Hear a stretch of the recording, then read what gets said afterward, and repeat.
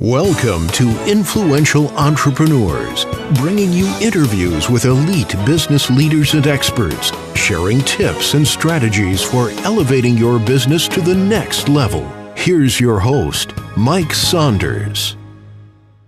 Hello and welcome to this episode of Influential Entrepreneurs. This is Mike Saunders, the Authority Positioning Coach. Today we have with us Steve Weiss, who is the CEO of MuteSix Incorporated. Welcome to the program, Steve. Hey, thanks for having me. Hey, give us a little bit of background on yourself and what led you to MuteSix, which is a digital marketing agency, and give us a little bit of background that way. Cool. So my background is I moved out to LA about 4.5 years ago to pursue a career in stand-up comedy. Obviously, that didn't actually go as planned, but I was very into the creative side of marketing. I've been running internet marketing companies since I was 16. So I definitely had a background in the space, and I got really curious as far as the intersection between creative and what we call direct response marketing. So hence MuteSix was born, from a failed stand-up comedian, from someone who saw there's a huge compelling need for, direct response on Facebook, that specific expertise across a multitude of, solutions, or across a multitude of partners, should I say, mainly e-commerce brands. So what MuteSix is an agency that curbs the intersection between creative and direct response. We have a full video recording studio along with some of the best direct response marketers out there. And we partner with e-commerce brands who want to grow their customer acquisition on Facebook, search, and email. So what is the significance of the name MuteSix? Where did you come up with that? Sounds like there may be a story behind that. Actually, it's a pretty stupid story, but I own the domain name. Those are the most interesting ones. So actually, fall back 2005, 2006, I think I was in high school, and I wanted to register a domain name MuteSix.com. I was very into making music, making beats. I was a creative type. I thought that I had a career in some form of entertainment, and I needed a place to kind of like start selling beats and start really, selling music, because I was really into that. And first I was like, I need to come up with something similar to music, because I knew selling music online was going to be really big, because I saw Napster at the time. And I came up with the name MuteSix, which kind of sounds like music when you say it really fast. So, well, I think it's a neat sounding name, even just seeing the word MuteSix, but that's neat just to hear the reasoning behind it. So that's pretty awesome. So I like when you're on your website and you go to services and you have that drop down. And I like that it's only 3.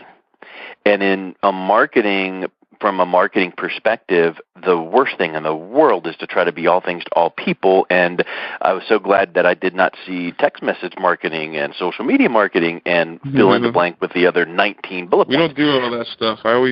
Is that how you started off?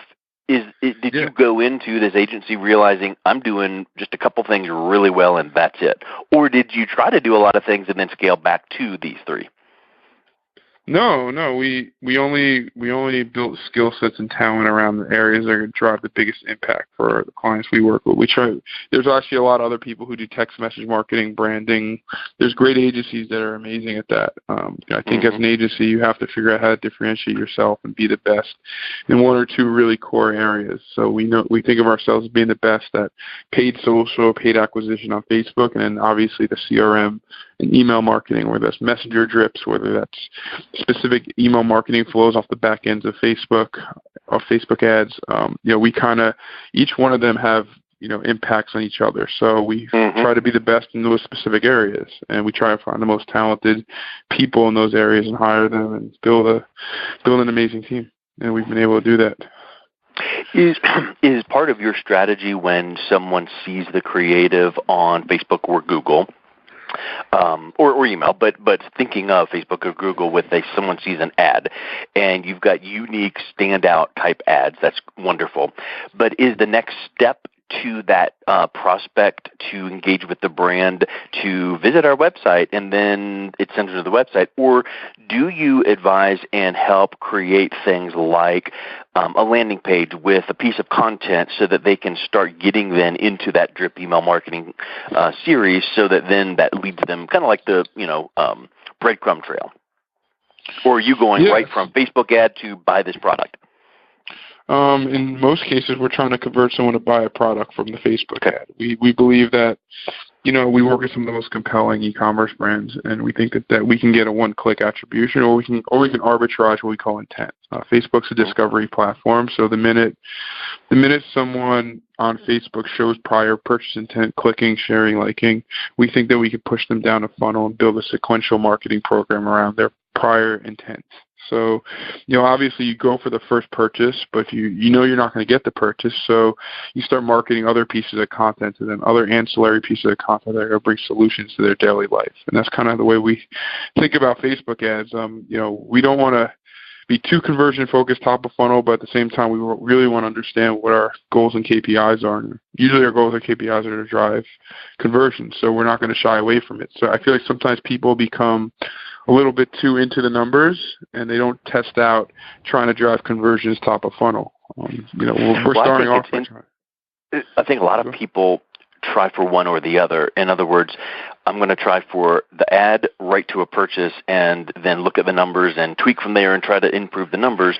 Or they go from ad to sequence to stay in touch and engagement and all of that, and then try to sell them something, and we watch at that number. But in reality, what you're doing is let's try to go ad to sale, but if the sale doesn't happen, which might be the case sometimes, now let's pixel them, or let's follow up, or let's do some things to where it keeps that brand front and center, so that then that adds them into that engagement follow-up series. So that's the best of both worlds. Yep, definitely. No, you hit the nail on the head, man. You know how the game works. For sure. So what are you seeing with the recent Facebook changes for the people that are trying to do some Facebook ads? And, of course, you guys would say, don't worry about it, we'll do it for you. But, speak to some of the changes that Facebook has been putting out there that you all have had to contend with. First off, we don't always say we're the best solution to work with everyone, because the reality is we don't have the bandwidth to work with every single person who comes to us. We get a lot of people who reach out to us. We try and build resources for a lot of people. So we've obviously launching our Facebook ads training course. We have a lot of resources we're building in house. So number one. Number two, as far as recent changes, the goal, if you listen to the earnings call and you listen to, the way the Facebook communication team communicates their message, they want to forge deeper connections between people. That's their goal in the newsfeed. They want to figure out how do people forge deeper connections. So instead of prioritizing, posts on the newsfeed from publishers or brands on the organic reach, now Facebook is prioritizing, people, connecting people and trying to get deeper connections, because they understand that the deeper connections people have on the newsfeed, the more people will spend on the newsfeed. It's not to say that ads are going to go away by any means. It really doesn't have a huge impact on ads, but it does have an impact on publishers and brands that are really building an organic following. They're going to see that their organic reach is obviously going to continuously go down as Facebook keeps reprioritizing what people see on the newsfeed to enhance the user experience. Yeah, and I think that's it just keeps ratcheting up and up or down or whatever you want to think of it as. But back in the day before really the Facebook ads were so prevalent, people were all up in arms about you mean I've got to pay for an ad to boost it?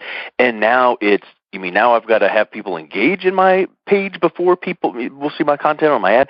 And I think that, when you step back and look at it from the business side, it makes sense. But when you also step back and look at it from the side of maybe some third party goes, okay, Zuckerberg wants this, you don't want that.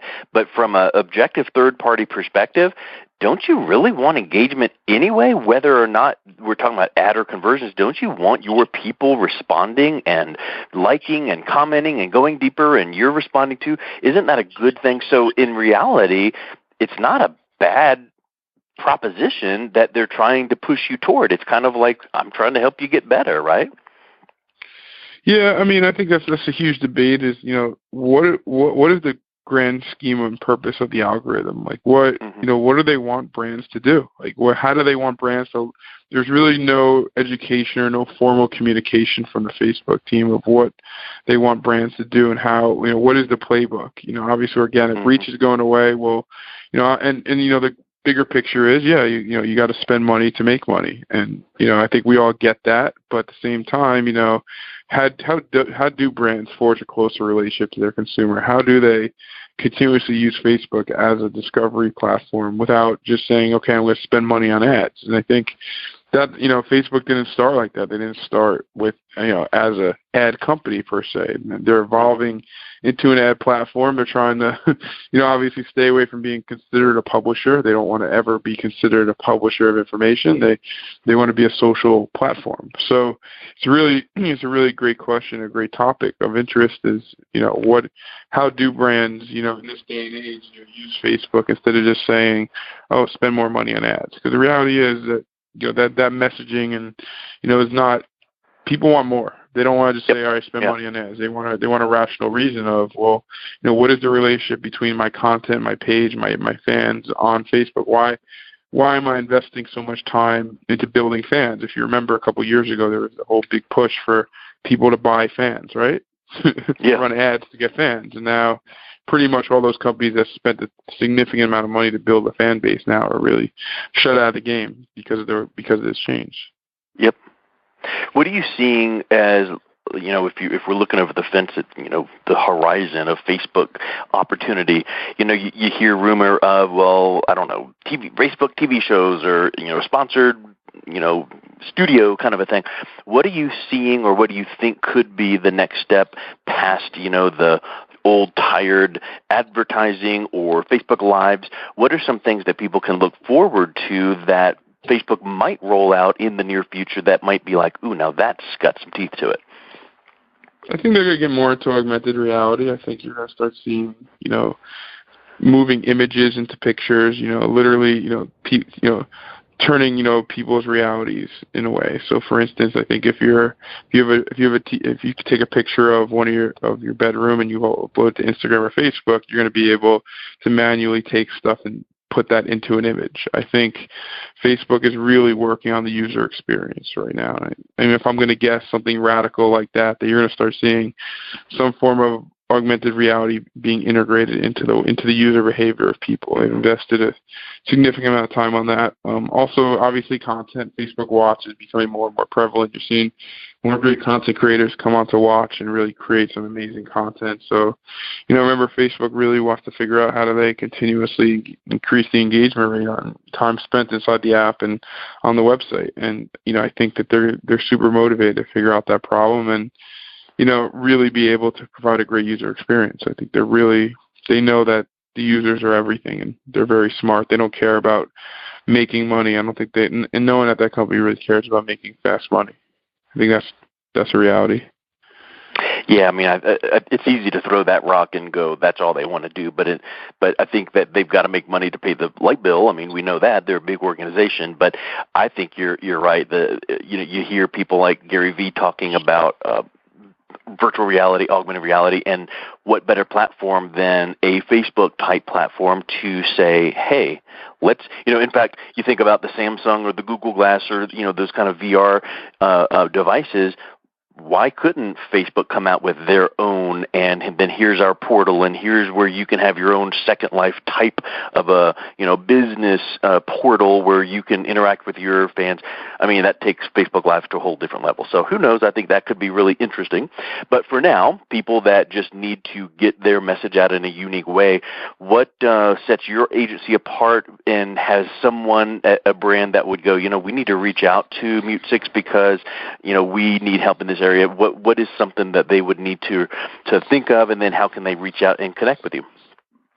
Cool. So number one, I think the way we think about marketing, I think that we don't look at ourselves as just some paid advertising agency. We think of ourselves as building experiences that sell products. So we like to think that we're 6 months ahead of everything going on right now. So we're continuously trying to figure out 6 months from now what's going to be hot. And I think as an agency, if you're not forward thinking, then you're falling behind in the evolution. So we're already thinking about the full funnel. We're already thinking about how the role that Amazon is going to play in e-commerce. We're already thinking about, how content is changing, how videos are changing, how how you run your ads is changing. We're already thinking about Messenger. So the main value prop of working with a MuteSix is you're working with a team that's very close to Facebook. We work really hand in hand. They've been amazing partners for us, and you're working with a super experienced group who really understands what the impact this ad has across your whole funnel. And we're going to build from both a strategic perspective as well as an execution perspective a business model that's going to grow your business. And I think